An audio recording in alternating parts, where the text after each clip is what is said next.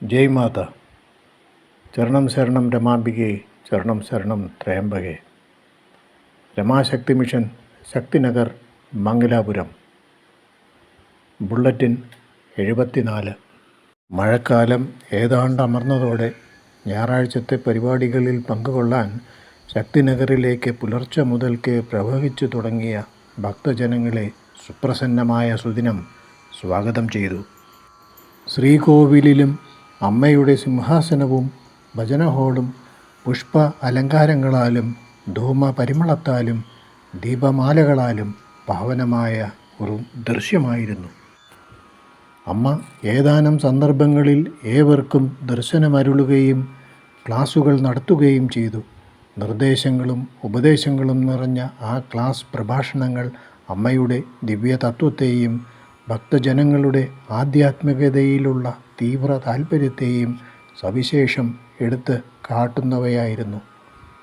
ധ്യാനത്തെ തുടർന്ന് ആ വൻപിച്ച സദസ്സിനെ അഭിസംബോധന ചെയ്തുകൊണ്ട് ദിവ്യമാതാവ് ഇങ്ങനെ അരുൾ ചെയ്തു: പ്രപഞ്ചവും പരമാർത്ഥവും രണ്ട് വിഭിന്നങ്ങളായ അവസ്ഥകളല്ല.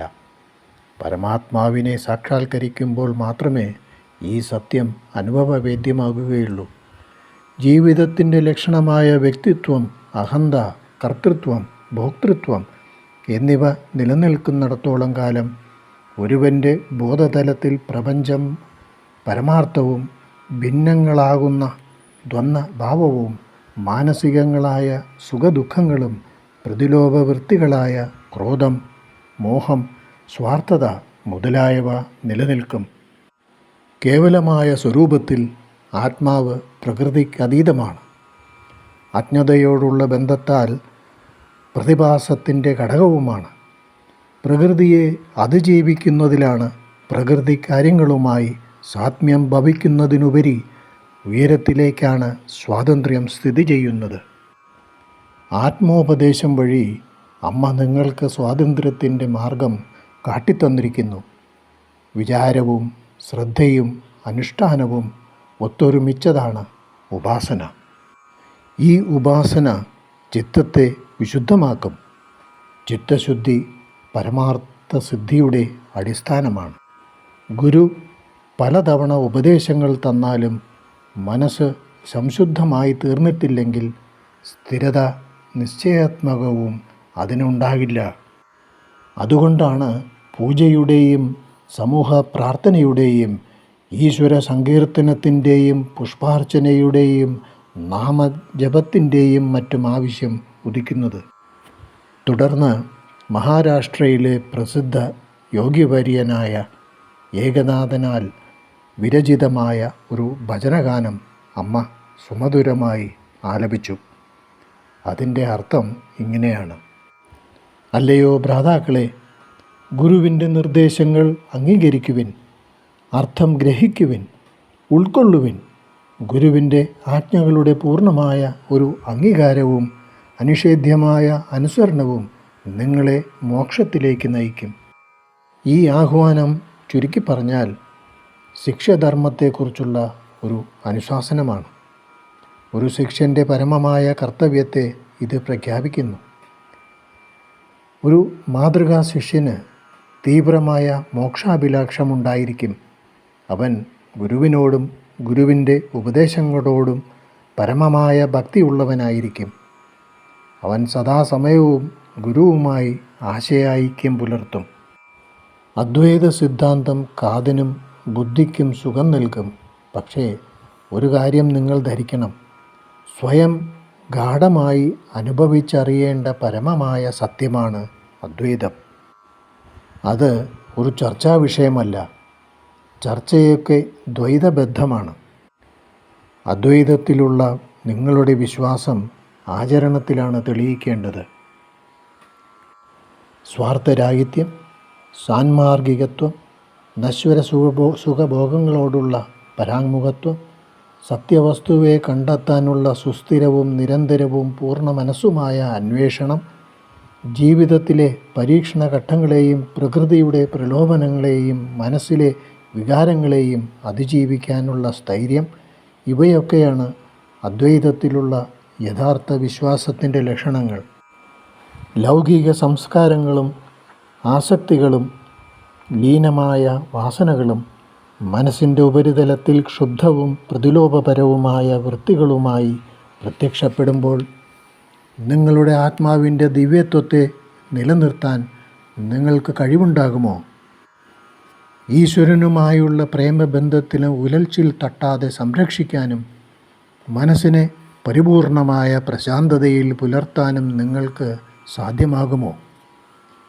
അതിന് കഴിയുമെങ്കിൽ മാത്രമേ പരമോത്കൃഷ്ടമായ അദ്വൈത ജ്ഞാനലബ്ധിക്ക് നിങ്ങൾ അർഹരാകുകയുള്ളൂ.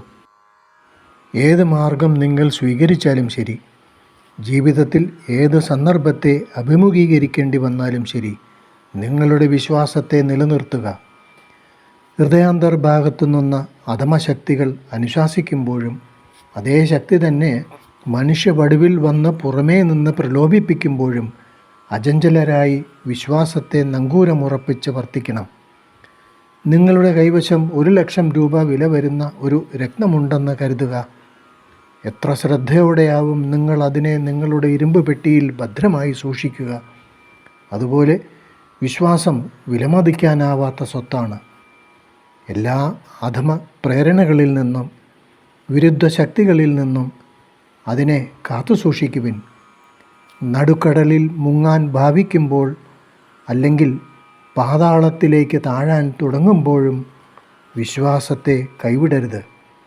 വിശ്വാസം രക്ഷാകവചമാണ്. ഉത്കൃഷ്ടാത്മാക്കളും സത്യാന്വേഷികളുമായ സതീർത്ഥ്യരും ശ്രേഷ്ഠവൃത്തികളുമായി മാത്രമേ ബന്ധം പുലർത്താവൂ. നിങ്ങളുടെ വിശ്വാസത്തെ പ്രബലപ്പെടുത്താനും നിങ്ങളുടെ അഭിനിവേശങ്ങളെ തീവ്രമാക്കാനും ഭക്തിയെ അഗാധതരമാക്കാനും ഭാവത്തെ തേജോമയമാക്കാനും സാൻമാർഗികമായ നിർമ്മല ജീവിതം നയിക്കാനും നിങ്ങളെ സഹായിക്കുന്നവരുമായി മാത്രമേ സഹകരിക്കാവൂ. അത്തരം സഹവാസം അലബ്ധമാകുമ്പോൾ സ്വന്തം അന്തരാത്മാവിലേക്ക് പിൻവാങ്ങി അമ്മയുമായി ആന്തരിക ബന്ധം സ്ഥാപിക്കണം. ഈശ്വരനുമായുള്ള ആന്തരിക ബന്ധം സുശക്തമാണെങ്കിൽ നിങ്ങളുടെ വിശ്വാസത്തെയും ഉറച്ച അഭിമതങ്ങളെയും ഉലയ്ക്കാൻ ഒരു ഭാഗ്യശക്തിക്കും കരുത്തുണ്ടാവുകയില്ല. വിശ്വാസം ദൃഢവും ഭക്തി തീവ്രവുമാകുമ്പോൾ ഒരു ഉത്കൃഷ്ടഭാവം മനസ്സിലുദിക്കും. ആ ഭാവദൃഷ്ടിയുടെ ഫലമായി ഈശ്വരമഹത്വത്തെയും ഗുരുവിൻ്റെ മേന്മയെയും ഗുരുവുമായുള്ള ബന്ധത്തിൻ്റെ അനുഗ്രഹീത ഭാവത്തെയും ഭക്തന് ദർശിക്കാൻ കഴിയും. ഭക്തനായ ഏകനാഥന് തൻ്റെ ഗുരുവിൻ്റെ നേർക്ക് അത്തരത്തിലുള്ള മഹത്തായ ഭാവമാണുണ്ടായിരുന്നത്. ആത്മനിർവൃതി പൂണ്ട് തുക്കാറാം രചിച്ച മറ്റൊരു ഭജനഗീതം അമ്മ വീണ്ടും ആലപിച്ചു. അമ്മയുടെ ഹൃദയഹാരിയായ സ്വരമാധുര്യം സഭാതരമാസകലം പ്രതിധ്വനിച്ചു.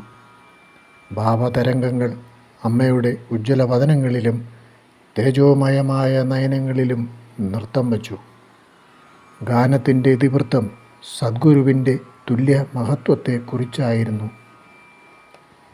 സാൻമാർഗിക തത്വങ്ങളും ആധ്യാത്മിക വിഷയങ്ങളും സുപ്രസിദ്ധ ഭജനഗീതങ്ങളിലൂടെ വിശദീകരിക്കുന്ന അമ്മയുടെ പ്രത്യേക രീതി വിസ്മയകരമാമൃതം ഹൃദയത്തിൽ പതിയുന്നവയാണ്. സദസ്യർ അമ്മയുടെ ഭാവത്തിലും ഗാനത്തിൽ പ്രകടമായിരിക്കുന്ന ആദർശത്താലും ആകൃഷ്ടരായി. ഒരു സത്യാന്വേഷകൻ്റെ കർത്തവ്യങ്ങളെ പുരസ്കരിച്ച് അമ്മ ഇങ്ങനെ തുടർന്നു. നിങ്ങളിൽ ഏറിയ കൂറും ഉപദേശം വാങ്ങിയവരാണ്. സാധനയിൽ ആത്മാർത്ഥത പുലർത്തുന്നതോടൊപ്പം നിങ്ങൾ സ്വധർമ്മങ്ങളിലും താൽപ്പര്യം കാട്ടണം. സ്വധർമ്മങ്ങളിൽ സ്ഥിരതയില്ലാത്തവന്, കർത്തവ്യനിഷ്ഠയില്ലാത്തവന്, സ്വന്തം ചുമതലകളും ഉത്തരവാദിത്വങ്ങളും നിർവഹിക്കുന്നതിൻ്റെ ആനന്ദം അനുഭവിക്കാത്തവന് ബ്രഹ്മാനുഭൂതിയുടെ പരമോന്നതയിലേക്ക് ഉയരാൻ കഴിയുകയില്ല.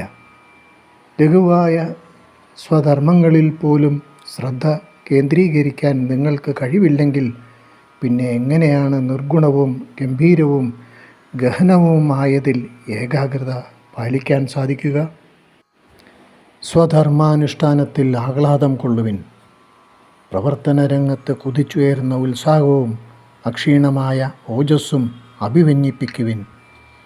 നിങ്ങൾ കർമ്മങ്ങളിൽ ആമഗ്നരായി ഈശ്വരനെ വിസ്മരിക്കണമെന്നല്ല ഇതിൻ്റെ താൽപ്പര്യം. സ്വധർമ്മങ്ങളുടെ അനുഷ്ഠാനത്തിൽ ഈശ്വരന് സ്ഥാനമില്ലെങ്കിൽ ഒന്ന് തീർച്ചയാണ്, നിങ്ങളുടെ കർമ്മങ്ങൾ വെറും ലൗകിക വ്യവഹാരം മാത്രമായിത്തീരുന്നു. ഇത് ബന്ധനങ്ങളുടെ കെട്ട് മുറുകുകയുള്ളൂ. നിങ്ങളുടെ കർത്തവ്യാനുഷ്ഠാനം ഭക്തിയുടെ പരിശീലനം ഈശ്വരാനുസന്ധാനമാക്കണം. നിങ്ങൾ കർമ്മങ്ങളുടെ ലോകത്തിലാണ്. സ്വധർമ്മങ്ങൾ ശ്രദ്ധയെ ആവശ്യപ്പെടുന്നുണ്ട്. പക്ഷേ ഈശ്വരസ്മരണയുടെ കാര്യത്തിൽ വിഘ്നമുണ്ടാകരുത്. ശക്തിയും ശ്രദ്ധയും പ്രസന്നതയും നിസ്സംഗത്വവും ആഹ്ലാദകരമായ ഉന്മേഷവുമെല്ലാം ഈശ്വരസ്മരണയിൽ ആമഗ്നമാകുമ്പോൾ മാത്രമേ നിങ്ങളിലേക്ക് പ്രഭവിക്കുകയുള്ളൂ. റോസാപുഷ്പം താഴെ പതിച്ചെന്ന് വരാം, എന്നാൽ അതിൻ്റെ പരിമളം നഷ്ടപ്പെടുന്നില്ല.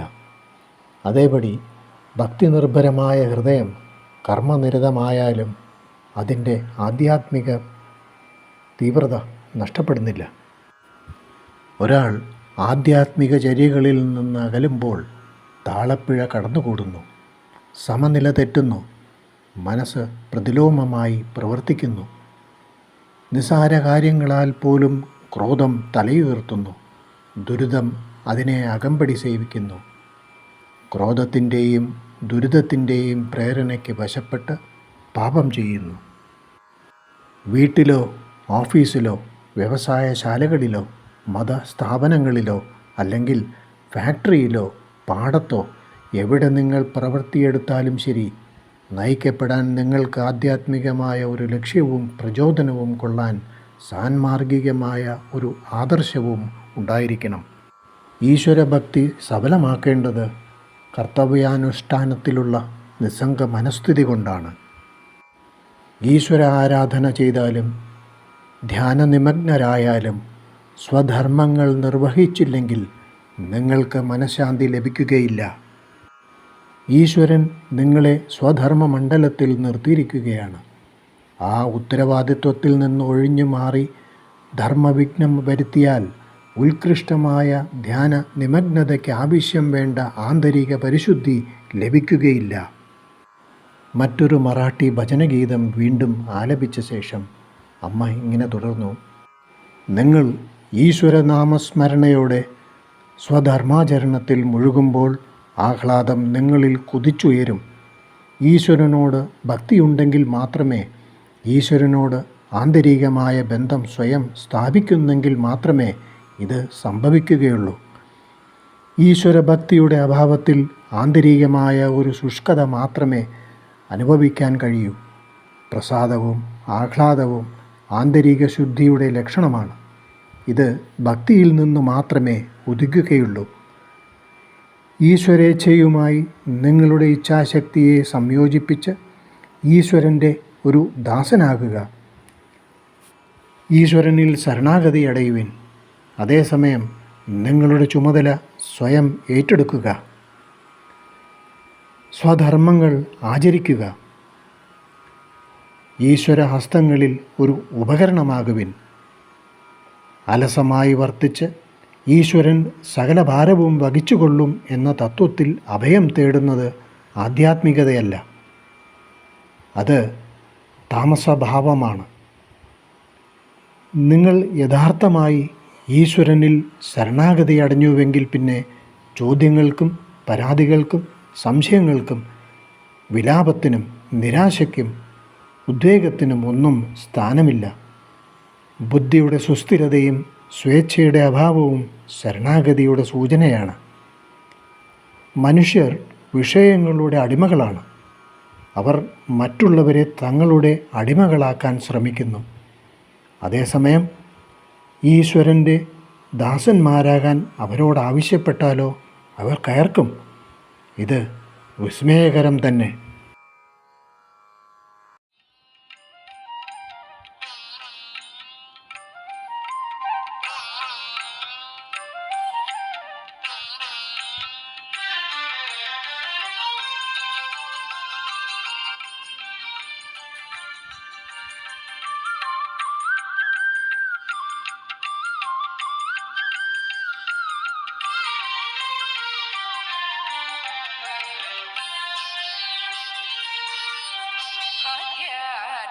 ಲಕ್ಷ್ಮೀ ಬಾರಮ್ಮ ನಮ್ಮಮ್ಮ ನೀ ಸೌಭಾಗ್ಯದ ಲಕ್ಷ್ಮೀ ಬಾರಮ್ಮ ನಮ್ಮಮ್ಮ ನೀ ಸೌಭಾಗ್ಯದ ಲಕ್ಷ್ಮೀ ಬಾರಮ್ಮ.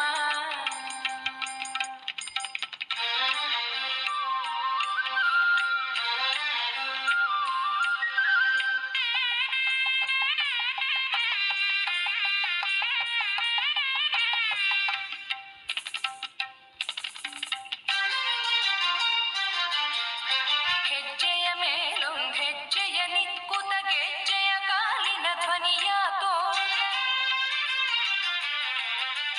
ಹೆಜ್ಜೆಯ ಮೇಲೊಂದ್ ಹೆಜ್ಜೆಯ ನಿಕ್ಕುತ ಗೆಜ್ಜೆಯ ಕಾಲಿನ ಧ್ವನಿಯ ತೋರುತ ಸಜ್ಜನ ಸಾಧು ಪೂಜೆಯ ವೇಳೆಗೆ ಮಜ್ಜಿಗೆಯೊಳಗಿನ ಬೆಣ್ಣೆಯಂತೆ ಭಾಗ್ಯದ ಲಕ್ಷ್ಮೀ ಬಾರಮ್ಮ ನಮ್ಮಮ್ಮ ನೀ ಸೌಭಾಗ್ಯದ ಲಕ್ಷ್ಮೀ ಬಾರಮ್ಮ.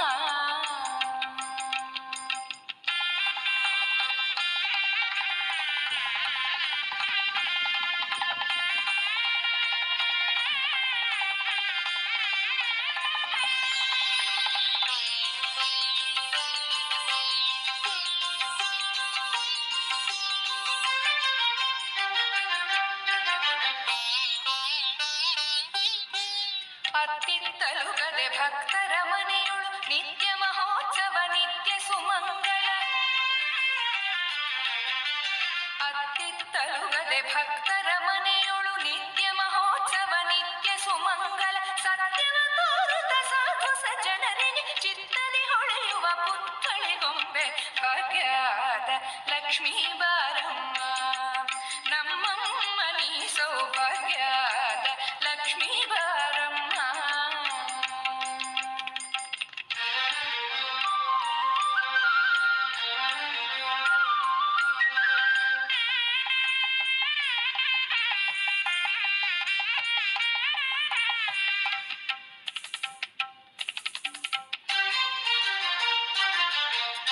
ಕನಕವೃಷ್ಟಿಯ ಕರೆಯುತ್ತ ಬಾರೆ ಮನಗೆ ಮಾನವ ಸಿದ್ಧಿಯ ತೋರೆ ಕನಕವೃಷ್ಟಿಯ ಕರೆಯುತ್ತ ಬಾರೆ ಮನಗೆ ಮಾನವ ಸಿದ್ಧಿಯ ತೋರೆ ದಿನಕರ ಕೋಟಿ ತೇಜನಿ ಹೊಳೆಯುವ ಜನಕರಾಯನ ಕುಮಾರಿ ಬೇಗ ಭಾಗ್ಯದ ಲಕ್ಷ್ಮೀ ಬಾರಮ್ಮ ನಮ್ಮಮ್ಮ ನೀ ಸೌಭಾಗ್ಯದ ಲಕ್ಷ್ಮೀ ಬಾರಮ್ಮ.